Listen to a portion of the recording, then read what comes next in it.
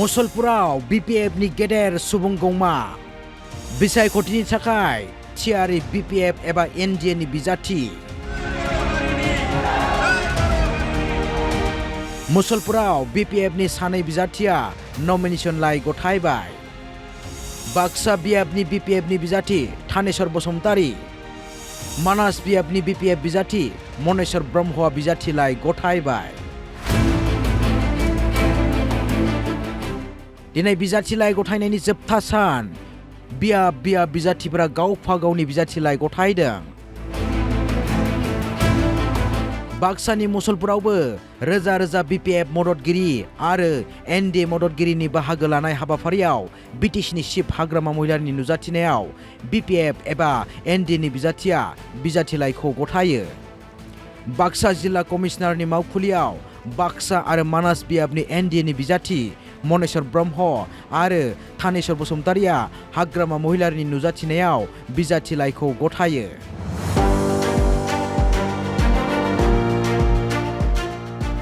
मदद खालामफायो BJPनि दैदेनगिरि फनिधर तालुकदारखौ लाफानानै गोबां दैदेनगिरि मावथि बिथांमोना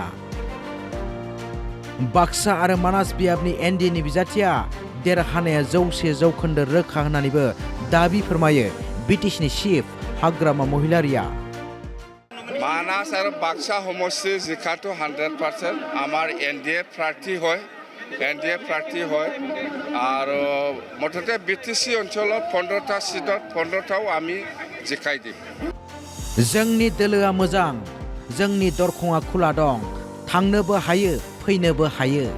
बिजाथि लाइ गथायनाय हाबाफारियाव बाहागो लानानै BTCनि चिफ एबा BPFनि आफादगिरि हाग्रामा महिलारि बिथांनि बे जर'खा बिबुंथि आमी कइसे ना आमार दरजा खुला आपनि आहिबो पारे जाबो पारे BTCनि मोन 15 मासियाव NDA बिजाथि देरहागोन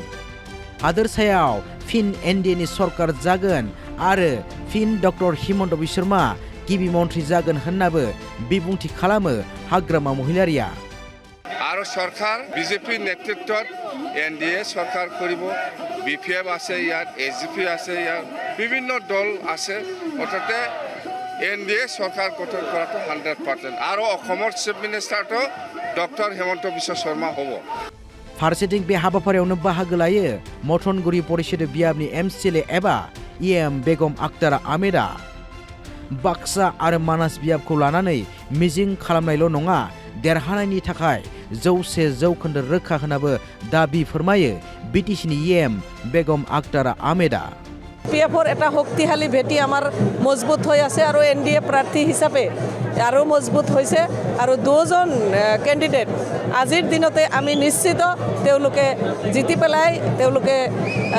আমাৰ দিছপুৰত তেওঁলোকে গৈ পেলাই চৰকাৰ গঠন কৰাৰ ক্ষেত্ৰত সহায়ক হ'ব सालबारनिफ्राय खौरांगिरि साकिल आहमेदनि हेफाजाबाव news desk report Assam live 24